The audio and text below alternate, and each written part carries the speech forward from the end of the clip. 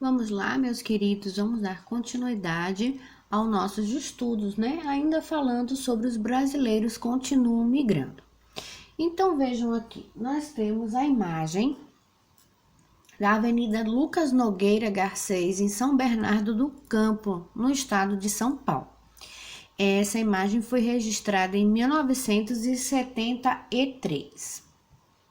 Abaixo, nós temos o mesmo local, a mesma avenida, só que essa foto ela foi tirada em 2017. Então vejam, o êxodo rural ele foi um dos fatores que levaram ao crescimento das cidades. Então vejam como era essa avenida em 1973, em São Bernardo do Campo. E agora veja como ela está mais próximo, né, ao tempo atual, né, 2020. Abaixo foi em 2017. Façam aí um comparativo. Quantas casas foram construídas, prédios, né? Olha a quantidade de carros circulando nas ruas. Vejam, então, isso tudo foi em decorrência também do êxodo rural. Então, as cidades cresceram, né? Foi alavancado um desenvolvimento, crescimento das cidades, certo? E o êxodo rural favoreceu esse crescimento, porque muitas pessoas saíram do campo em direção à cidade. Então, nós temos aqui essas questões sobre essas imagens que nós vimos aí em cima. Troque ideias com seus colegas e o professor sobre as questões a seguir. Então, a tia vai só explicar aqui, essa questão vocês não precisam responder no livro ou no caderno, certo? Onde há maior variedade de oportunidades de emprego? No campo ou na cidade? Por quê? Então, onde é que tem mais variedade? Onde tem mais oportunidade, onde tem empregos diferentes, trabalhos diferentes, né? Então, como a mecanização das lavouras, ela diminuiu a oferta de empregos no campo, lá na zona rural, as maiores oportunidades estão nas cidades, onde há mais possibilidade de encontrar trabalho, certo? Então, é na cidade onde a gente encontra maiores oportunidades de emprego, né? Por causa do desenvolvimento das cidades, né? Como ocorreu a mecanização no campo, as pessoas saíram do campo para as cidades. E aí as cidades se desenvolveram, então surgiram mais oportunidades também de empregos e variedades, né, de empregos, trabalho. Letra B. Quais são as atividades urbanas que atraem as pessoas do campo? Então, quais são as atividades que tem na cidade que as pessoas do campo vêm, né, encantadas, né, à procura dessas atividades? Quais são? São as atividades do setor secundário, que é referente à indústria, né? E do setor terciário, que é o comércio e a prestação de serviços, né? Então, como na cidade tem muitas indústrias, tem a atividade do setor terciário, que é o comércio, a prestação de serviços, então as pessoas do campo vêm atrás desse tipo de atividade econômica que são promovidas nas cidades, na zona urbana. Onde há mais empregos no município em que você vive? Na zona urbana ou na zona rural? Essa realidade é recente ou não? Então, nós sabemos, né, que há mais empregos, né, possibilidade de empregos na zona urbana, que é na cidade, né, do que na zona rural. Essa realidade, ela é recente? Aconteceu há pouco tempo? Não. Já há algum tempo, né, que a cidade, ela oferece mais oportunidades de trabalho, né, de atividades comerciais, né, rentáveis. Então, vamos lá, continuando aqui com o nosso textinho. Acompanhem a leitura. O Brasil é um grande produtor agrícola, produz soja, milho, cana-de-açúcar, café, laranja, entre outros. Desde os primeiros tempos da colonização portuguesa, aqui se cultiva cana-de-açúcar, algodão, mandioca, fumo, arroz, entre outros produtos. E se pratica a pecuária, que também é uma atividade do meio rural. Depois da independência, surgiram no Brasil as grandes plantações de café. Outros cultivos são mais recentes, como o da laranja e o da soja. Aqui abaixo nós temos algumas imagens, olha. Essa primeira aqui é uma lavoura de cana-de-açúcar no final do século XIX, em fotografia de Mark Ferrez. Muitos escravizados vindo da África trouxeram conhecimentos da agricultura tropical, certo? Então, esse aqui é no final do século XIX. E aqui, colheita mecanizada de cana-de-açúcar no município de Planalto, no estado de São Paulo, em 2016. Então, vejam a diferença, que tudo era feito de forma manual e aqui já existem as máquinas colhendo, tá vendo? A cana-de-açúcar. Então, a mecanização, né, do campo. Nessa imagem aqui, nós temos vista aérea de plantação de café no município de Carlópolis, no estado do Paraná, em 2015. E nessa imagem aqui, nós temos escravos trabalhando em fazenda de café na região do Vale do Paraíba por volta de 1882. Então, vejam a diferença. Olha o cultivo agora todo mecanizado, tudo padronizado, né? Tudo igualzinho. E aqui era tudo feito manualmente, né? Para vocês perceberem a diferença, né, da questão da mecanização no campo.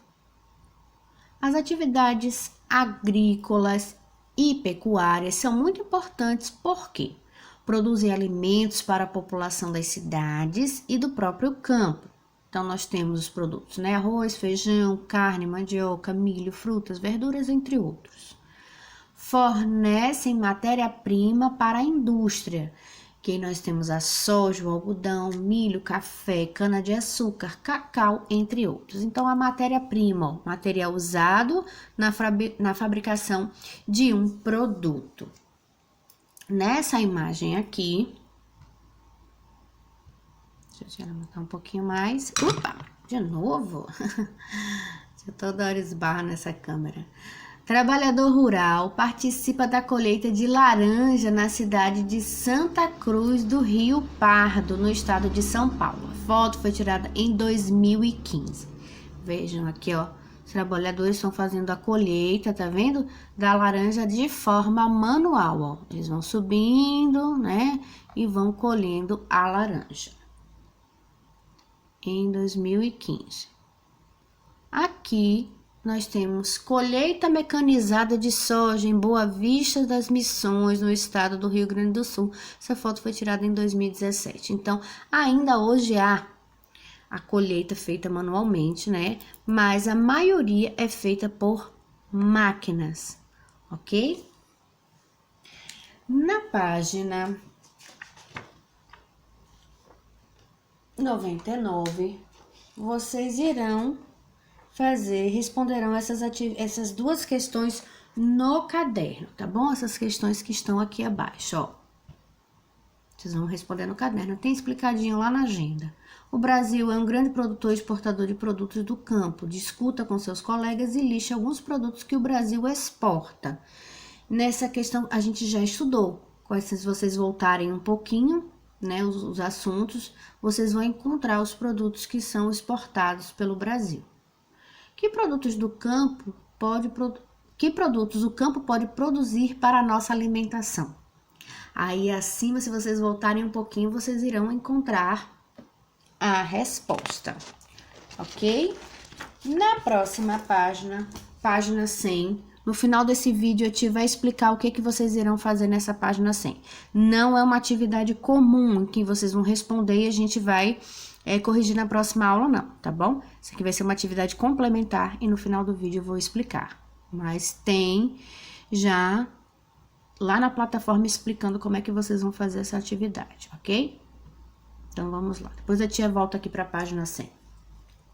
Antigamente, a maioria dos brasileiros vivia e trabalhava no campo. A partir da década de 1930, a industrialização começou a crescer, principalmente na cidade de São Paulo.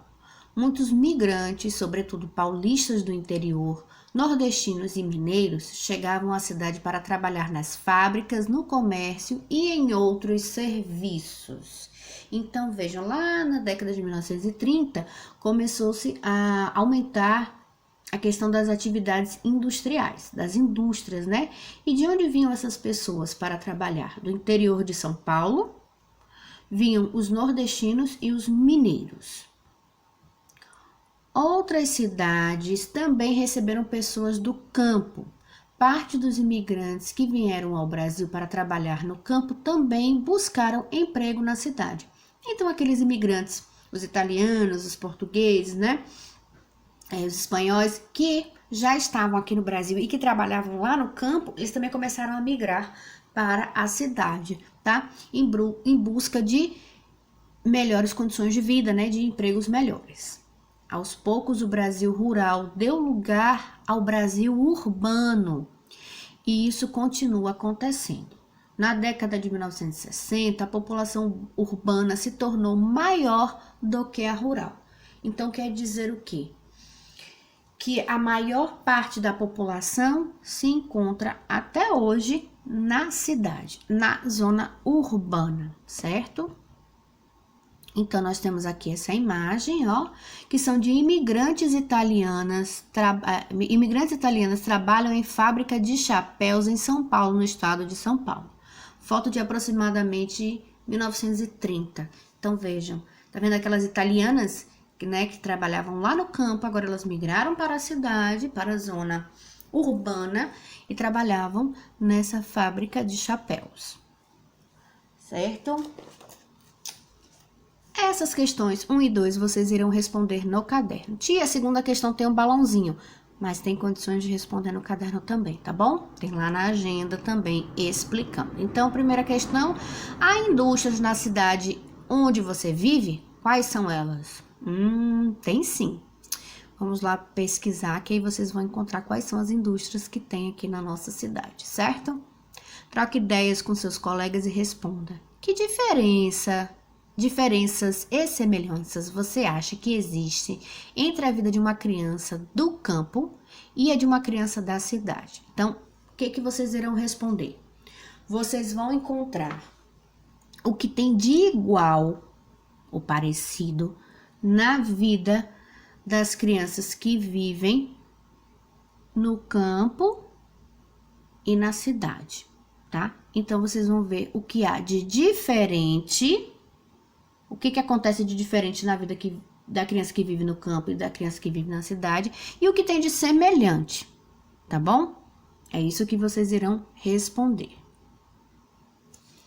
Na página 102, tem aí a terceira questão. Vocês irão responder também, mas aí vocês vão responder no livro, tá? Observe as fotos a seguir e compare as condições de trabalho no início da industrialização no Brasil e nos dias atuais. Então, quando começou a industrialização no Brasil, olha como é que era. Tem aqui essa imagem com essa legenda, ó. Nessa imagem aqui, ó. Fábrica de tecidos de juta em São Paulo, 1931. No início da industrialização no Brasil, as condições de trabalho nas fábricas eram duras, jornada diária de 15 horas, salários baixos, falta de assistência médica. Até crianças trabalhavam com salários menores. Veja, tinha até trabalho infantil. Essa imagem, ó, de tempos atuais, ó, fábrica de tecido de juta em Manaus, Amazonas, foto de 2013, então não é tão antiga, né? Atualmente é proibido o trabalho de menores de 16 anos. Os funcionários em geral trabalham 8 horas por dia, condições de segurança e saúde, férias remuneradas, quer dizer, eles recebem enquanto eles estão de férias, né, no seu período de descanso. E 13º salário são direitos de todos os trabalhadores, certo? Então, condições salariais bem melhores, crianças não trabalham nessas fábricas e eles trabalham 8 horas por dia. Bem diferente de quando começou a industrialização no Brasil, certo? Então, vocês irão responder aqui no livro mesmo. Como era o maquinário das indústrias de antigamente e nos dias atuais? Então, vocês vão comparar, ó, as máquinas de antigamente com as máquinas dos dias atuais. Como eram as condições de trabalho antes e como são agora? Então, por aqui, ó, vocês leem novamente aqui a legenda, ó, e vão elaborar a resposta com as palavrinhas de vocês, ok? Então, tem aí minha coleção. Vocês não precisam responder essa questão, tá? Minha coleção de palavras de história. Nesse capítulo, você viu uma palavra muito importante para os estudos de história: industrialização. Como essa palavra está sendo usada nesse capítulo? Como é que nós estamos utilizando essa palavra, né? Para falar sobre a questão do trabalho, né? A diferenciação do trabalho de antigamente com o de hoje, as condições de trabalho, né? A questão do maquinário que chegou no campo e que influenciou a saída das pessoas do campo para a cidade, né? Então, a partir daí nós entendemos o que é o êxodo rural, né?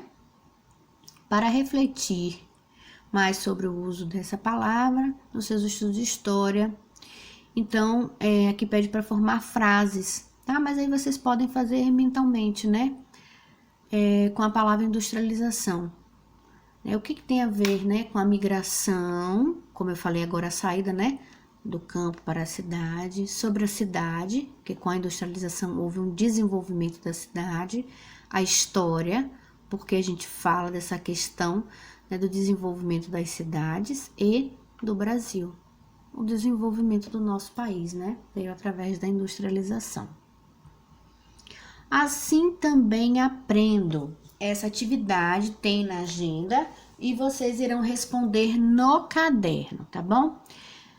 Eu vou ler aqui a historinha para vocês. Acompanha aí. Sempre que viaja, Chico Bento tem saudade do campo onde ele mora. A gente sabe, né, que é um personagem de Maurício de Souza, né, da Turma da Mônica, e ele vive no campo, ele vive na roça, né?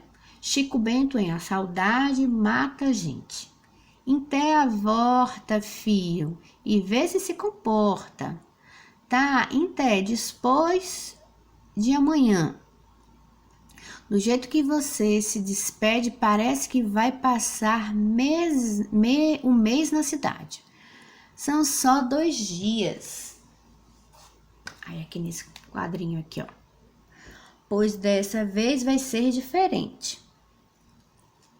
Aqui abaixo, ó. A sequência é essa aqui, ó. Vou levar você ao shopping center, ao cinema, ao teatro. Você vai ver, não vai dar nem tempo de sentir saudade. Aliás, então vejam, esse menininho vai levar ele, né, para fazer atividades que são típicas da cidade: cinema, shopping, né, teatro. E aqui ao lado, ó,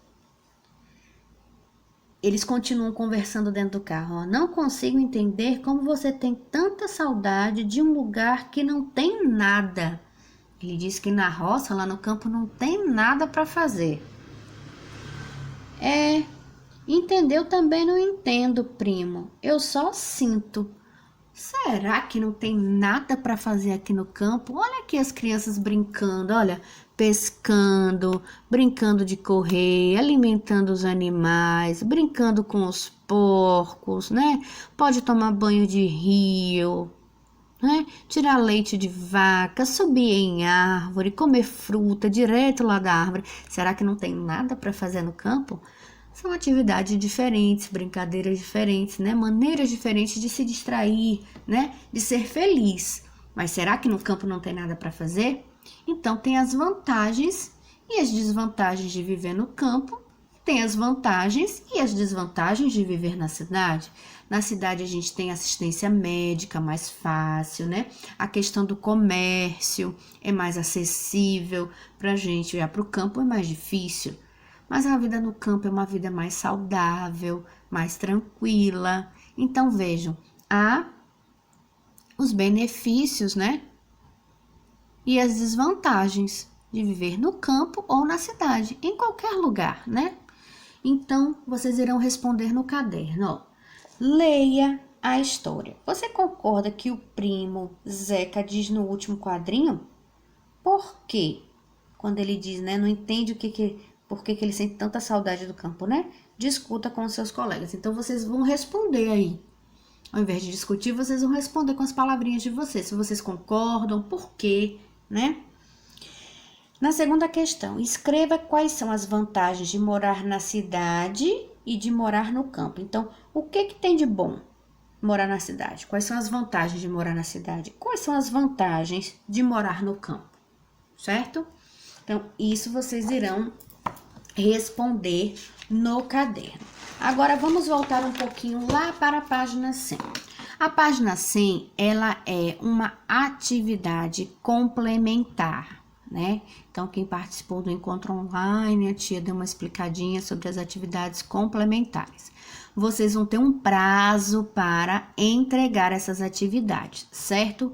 Vão responder, vão fazer tudo como pede aqui, tá? No livro, e vocês, no dia 22, na próxima semana, vocês terão, a tia vai deixar um campinho lá, uma atividade lá na plataforma com o nome Atividade Complementar. E lá dentro daquela atividade, vocês vão encontrar a opção Envio de Arquivo. Então, vocês vão fotografar essa atividade, tanto do que vai ficar registrado aqui no livro, como a sexta questão que pede para que vocês façam um painel, que eu já vou explicar como é que vocês vão fazer. Vocês vão fotografar e enviar lá na plataforma, para que eu olhe e dê o ok para vocês. E tem um prazo para ser cumprido, é até o dia 22. A tia vai estender um pouquinho? Vou estender um pouquinho esse prazo, mas lembrem dos pilares da escola, né? Compromisso, responsabilidade. Então, existe um prazo, então precisa ser cumprido o prazo.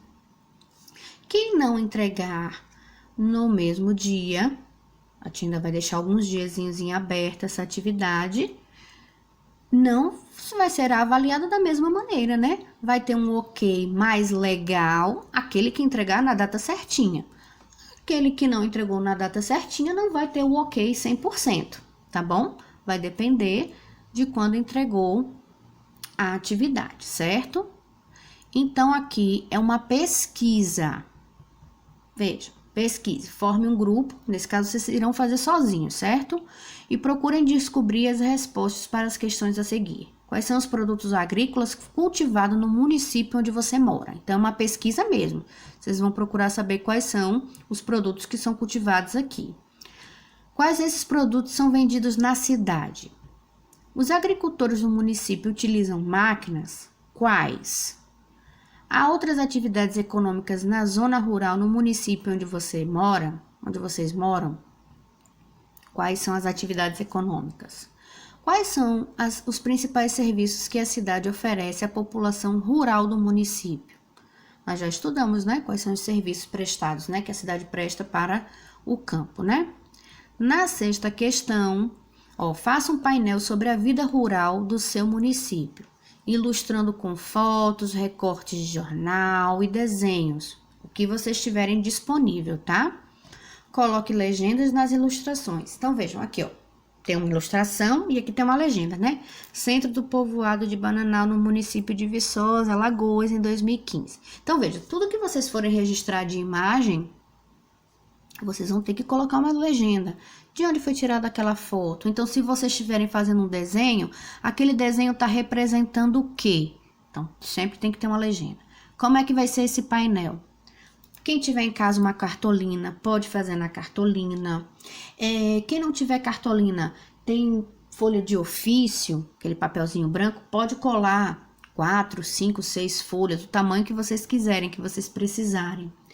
Ah, tia, não tenho, mas eu tenho folha de caderno. Recorta bonitinho as folhas de caderno, cola uma na outra, toda bonitinho, faz bem organizadinho, bem bonitinho. Usem o material que vocês tiverem em casa, tá legal? Façam bem caprichado, pesquisem direitinho e montem um mural bem bonito e fotografem de forma bem nítida e envie. No dia 22, no dia da aula de história, quando vocês abrirem às 7 horas da manhã, que já está disponível lá na plataforma, vocês irão encontrar lá atividade complementar. E lá vai estar escrito que vocês deverão enviar as fotografias naquela atividade ali, no anexo daquela atividade, tá certo? Qualquer dúvida, vocês podem utilizar o campo Tira Dúvidas de outras atividades, de outras matérias para fazer perguntas para mim, tá bom? E no próximo encontro online, quem já estiver com essa atividade pronta, a tia vai pedir para mostrar ao vivo, tá bom? Então façam com bastante capricho e na próxima aula nós nos encontramos de novo por aqui por enquanto. Um beijão para vocês, fiquem bem.